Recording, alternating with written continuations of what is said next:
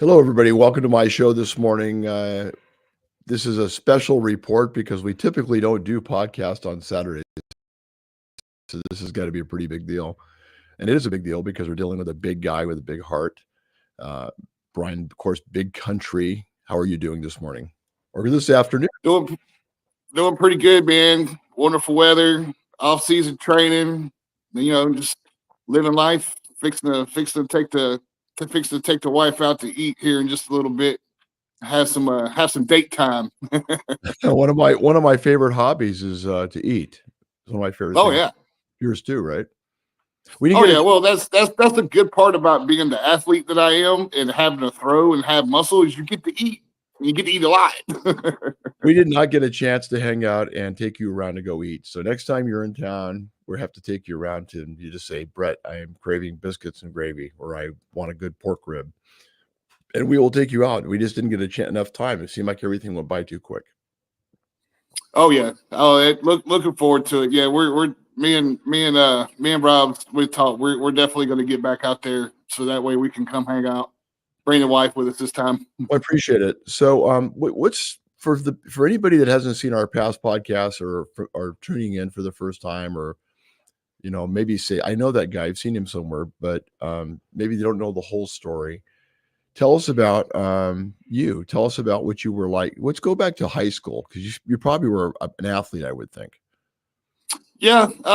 Played basketball in high school. Was still fairly one of the tallest guys around. There might have been one or two kids a little bit taller than me, but it's not very often that I see that. Played basketball all growing up through high school. We were required to run track playing basketball, so that way we could keep up with our endurance and our cardio stuff, which was really smart because we never got tired running up and down the court. So it was pretty nice. So you didn't play football? I did in Little League. I wasn't as big then as I am now. Okay. So basketball was more my forte. Tall, skinny, able to move quick. Wow. I was actually approached by both my high school coaches, football and basketball, to actually choose one of the two because they fall right behind each other. So one coach didn't see it fair to be picking up one of his star players right after football season. So I was actually made to choose between my coaches, and I chose basketball over football. Okay. So when was it you decided that you wanted? I mean, I'm sure you've been patriotic your whole life. When did you decide that you wanted to serve our country? And then what branch did you go into? That's always been a thing with me. There really wasn't a specific point. My my grandfather on my mother's side, raised me during my younger years, and he was retired Navy, so it's always been a bug in my ear. Later on during my career, I did a lot of genealogy work and stuff like that and found out that my family's been in every conflict that America's ever been in since the Revolutionary War. So it's kind of in the blood. Your so DNA. so we know why we gave up a full ride basketball scholarship to join the military. So it's always been a thing. Okay, so you tell us about. So you decide to go. How old were you when you joined? I was 26 when I joined up. Joined up a little late. Was going to do it right out of high school. I got two kids by a previous marriage, and she didn't want anything to do with the military, so kind of put it off on hold. Okay. But time finally came around. It was the right point at the right time. We left in 06 and got 10 years in before we got hurt. Well, so tell us. So you joined the which branch was it again? Tell us. United States Army. United States Army. I knew that, and it's just for the listener. And so you're in there. And how long were you in there for? We joined up July of 06, and we was medically retired out of October 27th of 2015. So I actually just passed my anniversary date last week. Anniversary. Happy anniversary. Thank you. So tell us about the injuries you sustained while you were in the Army. So I was the acting motor sergeant at the time, January 7th, 2014. I was on my way to get my guys lunch. We've been working some really long days doing command inventory, and I hit black ice on Trooper Drive, ran off a 150-foot ravine. Um, was actually showing the car picture to a few people at the gala, and I hit the ground in the tree at the same time. Crushed both my legs. I lost the left one above the knee. The right one's a limb salvage. There's 30 screws, 4 plates, and a 10-inch rod in that right leg between the kneecap and the ankle. Can't feel my right foot, so it's almost like having a BK on the right side because I can't feel my foot. So not able to use my toes or anything like that to balance. It's one of the reasons why I wear that brace on my leg. Tell us about that rehab and what it was, the hell that you went through to go through that rehab, and how long did it take?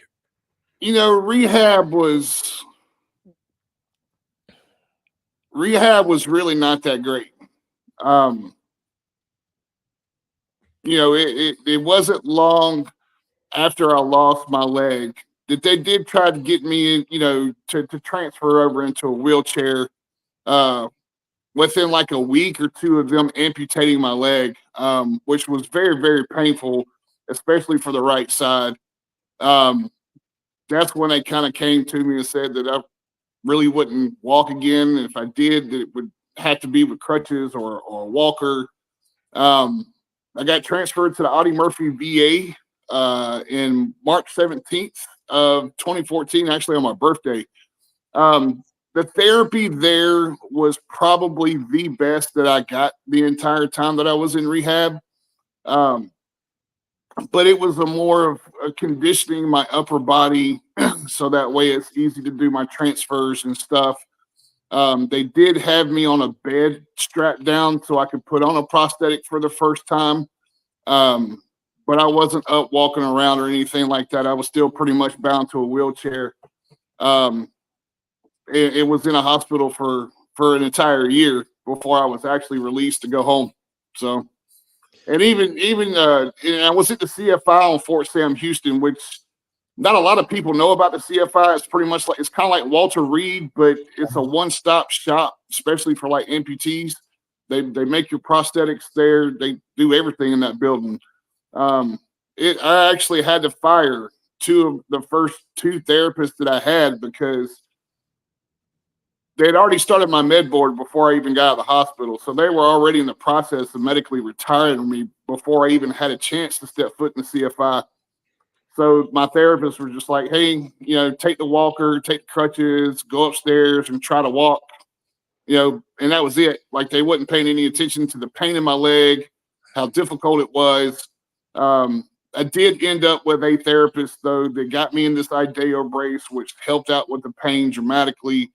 It was able to help me go through some motions with some crutches and a walker to kind of show me how things are going to work. But that was it. I didn't do any more rehab after that. Everything after that, I taught myself. How much, and I'm sure this is something that, we've talked about the physical part, spiritually and psychologically, tell us the impact of what you went through and how you're able to turn that around. Yeah, that wow. That one took a hard turn for quite a while. I mean, PTSD on top of the depression from not being able to do anything with my kids. Family kind of, I mean, family there, but not there, but not there because they didn't know how to act. They didn't know how to react. It was one of those things. They knew that I was going through some mental things with PTSD and whatnot, but you know, they just really didn't know how to act, so they just didn't kind of come around. So it was a dark place for quite a while. You know, I had to drag myself out of it. I spent 5 years in that dark hole. Really wasn't around a lot of people or whatnot. It's my shadow box right there above my fireplace. That's what I looked at, and I was like, you know what, this is this is my fault. I need to get up off my butt and start doing something for myself and quit thinking that somebody's going to come magically save me from how I'm feeling. And that's what we did. We got up, taught ourselves how to walk, um, played in the gym just a little bit. February 2021 came around and I hit the gym 5 days a week. And once that happened, my mental clarity started coming back, started being happy, was able to do things with my kids. I was feeling normal finally after all that. Well, number one, thank you for your service and thank you for inspiring so many people across the world. And Appreciate it, brother. no, we appreciate you. Your story is something that everybody can learn something from to get off their asses when they're feeling beat up and down because you could have very easily given up. And so this leads me into this. How do you feel about the fact that you were nominated for this military gala that we just put on? And tell us a little bit about that experience and how you felt about being there, and how was it for you? Tell our brothers and sisters out there what that experience was for you, what it was like. That was such an honor, man. First of all, thank y'all so much for doing that for me and the other recipients. Um, that is definitely one thing that came out of left field. That's something that I would never thought was ever going to happen, but that was a true happy moment. To see the community have seen that the work that I've done, the work that I'm trying to do for others with disabilities, um, it's one of those signs that you're on the right path. You got people that see your work and believe in you, and the other people that you're inspiring to do great things with their life and regain their purpose through fitness and adaptive sport. It's been amazing. It's definitely something to be proud of. Got to meet some amazing people the couple of days that I was there. The hotel was amazing. The food was great. The company was even better. Um, Talk to the other recipients. Being able to give a speech up on stage and see the crowd's reaction, that right there just warmed my heart to see everybody up on their feet and clapping and whatnot. We're going to be doing, Rob talked to Kate Monroe. We're going to be doing a little bit of work with Betcom, an amazing company that I've just learned about. Really happy to be proud to be part of that. And to the other recipients, just making contacts and stuff like that, and actually been able to talk to a few of them over the last couple of days. It's been awesome, man. It's a really great experience, and y'all did an amazing job putting that on. I'm really excited to see how much it grows over the next few years too. Yeah, there's a lot we'd like to do, but I think what really transpired out of that whole thing was the spirit of everybody that was there, the human spirit of every challenge, every obstacle. We didn't candy coat anything. We let everybody kind of be real and put it out there and be raw as they could be. And I think that's what resonated with everybody there. It made everything. It was like getting hit in the face. It was a reality check. It made everybody recheck their own lives and also relive what they've gone through. But when you think your stories, you've had a pretty challenging time, but when you hear some of these other stories as well, it puts things a little bit in perspective because and this because you're a very wise guy, but you're very, very smart and have a lot of wisdom. But sometimes we forget there's so many other people out there hurting like they are. I mean, you knew this, we know that, but to actually have a name and then get to tell a story and get to be there with those people, I think it brought everybody together. I mean, I can't tell you how many responses we've been getting. We're still getting them. And actually, one of the NFL players that was there, John Carney, who is probably one of the greatest kickers of all time, reached out to me a couple of days ago, and he would like to get in contact with you as well and have you talk to some of the NFL players. I don't know what his idea or plan is. I mean, I know you're very inspirational, so we're going to make that contact for you too. So the Awesome. NFL, That's amazing. the That is NFL so amazing. the NFL's interested in talking to you as well about your story. So I didn't even tell Sarah this. So this is the first time she's heard this, and she might have known it because she always finds out. But so we look forward to next year. And now let's talk about you had a great time. I'm glad you did, and I'm glad everything was nice for you. And hopefully you'll come back next year. What happened on the way home when you were going to the airport and the airlines? Well, the Or trouble we had was actually on the way out there. Okay, out there. Yeah, so we go to check in at the American airline desk, and sitting there waiting my turn in line. I get called up to the desk, put my suitcase on the wait table, hand the guy my ID, start checking in. Well, the guy that I'm working with speaks multiple languages. You can tell he's Hispanic.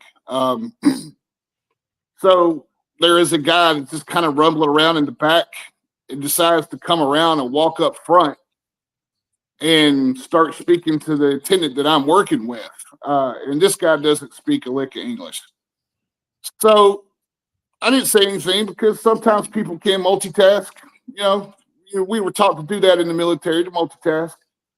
But as he's trying to help this gentleman, he's putting in my information incorrectly. Oh, He had to be on the wrong flight at the wrong time wow. and had me in a different seat than what was paid for. And I very politely, as he was going over the details, very politely asked him, I was like, sir, I need you to pay attention to me. I was like, I was here first. I was like, this gentleman jumped out of line. I was like, you got my information all wrong. Let's pay attention to what we got going on right here.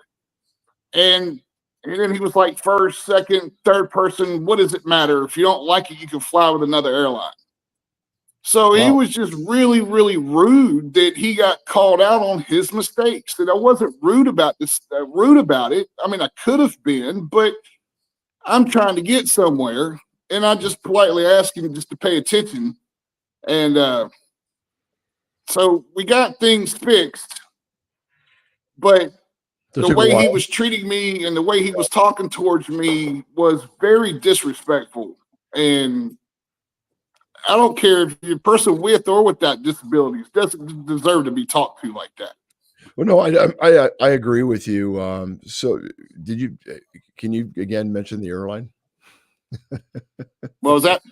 Can you mention the airline? Yeah, American Airlines. Isn't that ironic? Yeah. Yeah, I mean, it is. I mean, you would think that they would know better at this point since they're going through a $50 million lawsuit for stuff like this. Rob talked to one person. They offered $100 credit on a flight, and we politely rejected. I spoke to customer relations on Thursday and yesterday. They turned around and offered a 25,000 flyer miles, which comes to like $473. I told the lady yesterday, I was like, ma'am, I'm going to politely say no to that too, because the way I was treated both at the counter and on the plane was not supposed to happen.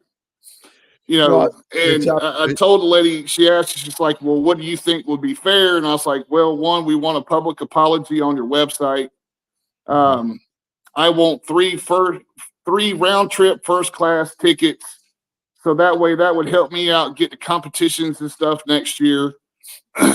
And for them to have some type of compliance officer, if they don't have one already, that goes around specifically to the flights that have people with disabilities on them, one at the front desk, one at the check-in desk when you get on the plane and stuff like that. So that way there's somebody there that's just for people with disabilities to make sure that their transition from the time that you check in to the time that you get on the plane is smooth and polite and you're treated the way that you're supposed to be treated. Now, they do have people that can help you get from gate to gate, but they're not all the time nice either. You know, sometimes it's like a hassle for them just to push you in a wheelchair down the aisle. Well, you know what? I think Roberts reached out to the American Airlines, of course, but it sounds to me like uh, American Airlines probably needs to hire my wife for customer service. She's very good at customer service. So I'm wondering if maybe they've dropped the ball and they miss what really is important, which is if they don't have customers, they have no business, and if they have no business, then they, you know, they Well, there's a lot of veterans that have jumped up and started sharing these stories. Rob has worked his butt off, bless his heart. Y'all, if you're not working with Robert Garcia, y'all are truly missing out on the best PR man out there right now. absolutely, without a doubt. But it's, you know, it's like they're subsidizing this, like it's not, like it doesn't mean anything to them. Mhm. You know, you got this big lawsuit going on, and you just did this to a disabled veteran, Right. and I'm trying to find the right word for it. It doesn't seem like you're taking it seriously. It seems like, oh, we're just going to throw a little bit this way, and he's going to go away. No, it's not going to go away. I think And what I explained that to the lady yesterday too. I was like, because you're not giving us what we deserve, and you're just trying to make it subsidize it like it's something little, we're going to continue on with these stories, yeah. you know, until something's done, because it's not just disabled veterans that we're fighting for now. I'm fighting for everybody with disabilities. Not one person with a disability deserves to be treated like that whenever it comes to flying on the airline. We're not just taking trips.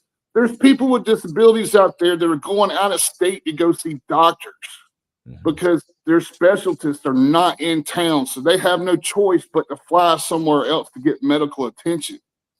You know, you got kids that are disabled flying around. You don't want to be disrespectful to that child or that child's parent. You know, it's unfortunately, it seems like a stigmatism that's in American society today, that people just think they can treat people however the hell they want to, and that's not the case. I agree. Respect is the biggest thing out there. If you treat somebody with kindness and respect, you're going to get so much more out of that person than if you're just a total ass to them. Did you or has Robert reached out to the CEO of American Airlines? I think Robert has. Okay. Robert's reached out to quite a number of people. He's even put pictures and website email addresses to some of the employees that he's reached out to. So he's climbed up the chain pretty good. Good. Maybe we'll try to reach out to the CEO of American Airlines as well and see if we can. Is there something you'd like to say to the CEO of American Airlines? I mean, other than what you just said, something very quick and short to the point. You know, I on behalf of everybody with disabilities, especially a disabled veteran who, now I was not combat wounded. I was hurt on Fort Riley, but nevertheless, I was serving my country when I lost body parts. So that way, y'all are able to go walk the streets and do whatever that you want to do on a daily day basis. I think that there needs to be some retraining, Mhm. and I think there needs to be a little bit more stricter rules that if you are disrespectful and you treat a customer wrong, that you lose your job on the spot. That man that treated me that way has no right to be sitting at a customer service desk dealing with people. Um, you know, and for y'all to just kind of act like this isn't a big deal when it's a very big deal, I think is just even more disrespectful. You know, your company was just fined $50 million for treating people with disabilities in a bad way, and you're still doing it. Mhm. And you think that 100 to 400 bucks is going to buy somebody's mouth to be shut about it when it's not. You're not even actually trying to help the person that was treated badly. You need Right. to do better. How long ago was that lawsuit for $50 million? Not that long ago. I don't have the specific date in front of me, but it really wasn't that long ago. Unless it still may be going on right now, but it was not that long ago. Okay. What word of inspiration can you give anybody out there right now that maybe is down in their luck, having a really rough time, maybe feels like giving up? Um, Unfortunately, we have a very high suicide rate in the country right now, and with our veterans. What could you tell somebody out there that maybe is contemplating that? To my brothers and sisters out there, I almost became a part of that statistic of 22 a day. Life may seem hard, but here's something that I personally have learned about life: that all the bad things, the negative things, the hard times are meant to happen for a reason. Okay. It's shaping us into the people that we're supposed to be. And you have so much family out here, so many military brothers and sisters that are willing to lend a hand and lend an ear to help you along your journey of what you're going through. If you think that you can't overcome something, I used to think that at one point in time too. I had doctors in my ears telling me that I would never walk again. You are able to do anything that you set your mind to, and you dig down deep and put in the work. You have to put in the work. Nothing is going to be handed to you, but you have hands to help you along your journey. There's so many of us out here. There's resource numbers. There's amazing people like Brett Davis and Rob Garcia and Kate Monroe. And there's so many of us out there that are willing to lend that hand to help you along your journey, that you are not alone, no matter how much you think you are. I look forward to seeing you again soon, hopefully before not too long, because the year's almost over, but who knows? Maybe we'll come visit you. Yeah, man, that'd be great. Come on up to the Carolinas, man. We'll get you some good Southern cooking, that's for sure. Now you're making me hungry. So one last question, because that was really a good way to end the show. But one last question: what does the tattoo by your eye mean on your cheek there? This one, so it is part of the Norse pagan compass. This helps keep evil entities, keeps you on the right path, keeps you focused, positive mind, positive body, positive spirit, and like I said, just keeps that negative and entities away from you. So it's a positive thing. Well, you're a very positive guy, so it doesn't surprise me. Brian, you have a good rest of the weekend. Thank you for everything. Do we have the website up there so people can check out everything? What's up there? Good, great. And look forward to picking your brain and seeing how we can make next year's event better. And somewhere along the way, working on doing some type of fitness event to where maybe people are challenged physically, mentally, and spiritually with you. Absolutely, brother. Looking forward to it. Okay, brother. You take care of yourself. Okay. God bless. You too. Y'all have a great one. You too, brother. That's, of course, the amazing, my friend, Big Country Brian Conwell. Inspires me and everybody else. And if my wife says he's a good guy, he's got to be a good guy, because she just doesn't say that about anybody. Everybody take care. God bless. Next time you see a veteran in the grocery store line, at a restaurant, quietly pay for their groceries or pay for a meal, or just go up and say thank you for your service. It doesn't take that much. Everybody take care. Appreciate your support, brother.